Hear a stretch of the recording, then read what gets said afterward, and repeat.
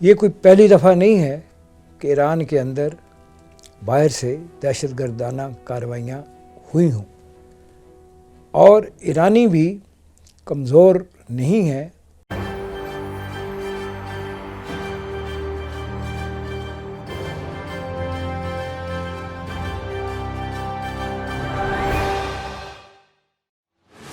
ایران میں ہوا ایک بہت بڑا بم دھماکہ، بہت بڑا ایکسپلوژن۔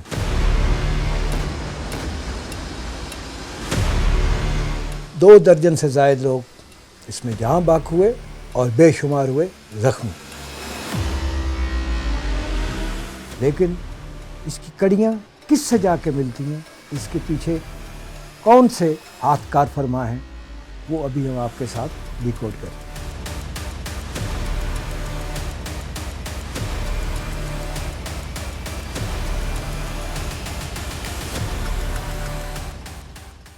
ایران کے شہر بندر عباس میں ایک بہت بڑا دھماکہ ہوا۔ ایک نیوی کے ٹینکر میں ایک ایکسپلوژن ہوا جس میں ایران کے میزائل پروگرام کا فیول تھا۔ تقریباً 26 سے 28 لوگ اپنی جان سے گئے اور 20 زخمی ہوئے۔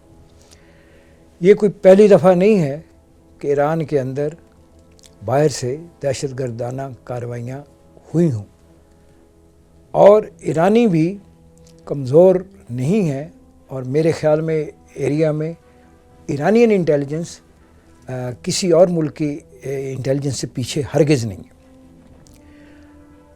کچھ ہی عرصہ قبل یعنی جولائی 2024 میں ایران کے اندر حماس کے رہنما اسماعیل ہانیہ کو اسی طرح ایک دہشت گردانہ حملے میں مارا گیا۔ اس سے قبل ایران کے ایک جرنیل، پاسداران کے جرنیل قاسم سلیمانی ایک انٹیلیجنس بیسڈ آپریشن پہ ایک ڈرون اٹیک میں اسرائیل کے ہاتھوں ہلاک ہوئے، اور اسرائیل نے اس کا کریڈٹ بھی لیا۔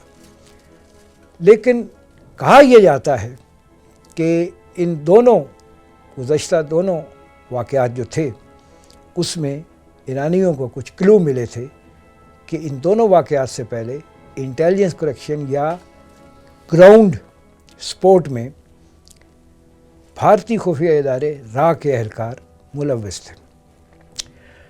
اسماعیل ہانیہ کے اوپر جو حملہ ہوا اس میں غالباً 2 بھارتی لوگوں کو جن کے را سے لنک تھے اریسٹ بھی کیا گیا اور انٹروگیٹ بھی کیا گیا، اور ہمیں نہیں معلوم، ایران نے ابھی تک وہ انٹیلیجنس اپنی شیئر نہیں کی کہ اس سے ان کے کیا مقاصد تھے، کیا چیزیں سامنے آئیں۔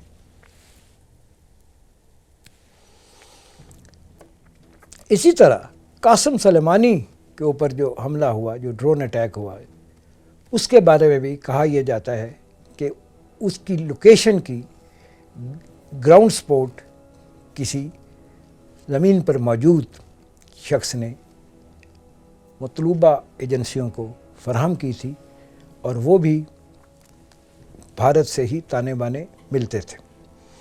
اب یہ بات آپ سب کے لیے بڑی انٹرسٹنگ ہوگی کہ عرب ممالک کے اندر اسرائیلی انٹیلیجنس خود سے آپریٹ بہت کم کرتی ہے۔ ان کے سگنیچر ہر جگہ پائے جاتے ہیں، اس لیے بڑے عرصے سے اپنے ایلائز کے ذریعے وہ انٹیلیجنس کلیکشن کرواتے ہیں عرب ممالک میں، بالخصوص ایران یا قطر یا اس طرح کے جو ممالک ہیں۔ آپ کو یہ بھی یاد ہوگا کہ کچھ عرصہ قبل قطر نے انڈین نیوی کے 6 اہلکاروں کو گرفتار کیا تھا اور سزائے موت تک سنائی تھی، جن پہ الزام یہ تھا کہ وہ اسرائیل کے لیے کچھ جاسوسی کر رہے تھے، اور بڑی سخت نوعیت کی۔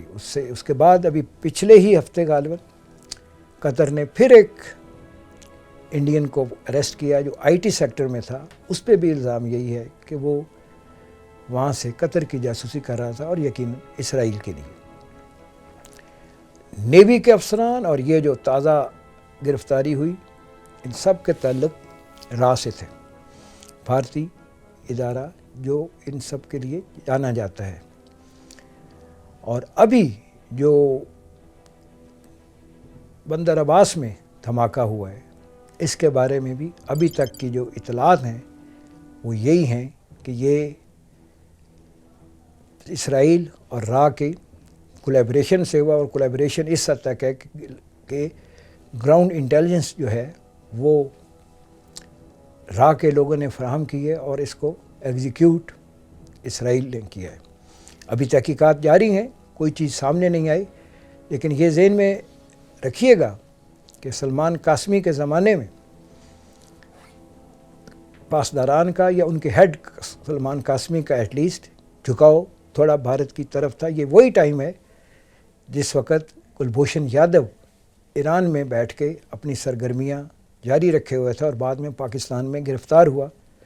یہ چیز ثابت کرتی ہے کہ ایران کے اندر بھارتی خفیہ ادارے را کا ایک بڑا اسٹرانگ فٹ ورک موجود ہے.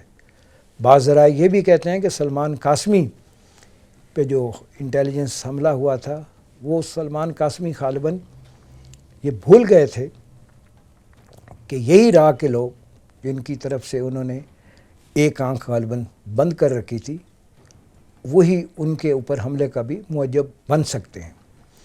تو تحقیقات جاری ہیں، آگے دیکھتے ہیں کہ یہ را موساد نیٹ ورک جو ایران کے اندر ہے اس کے بارے میں کون سے ٹھوس شواہد سامنے آتے ہیں.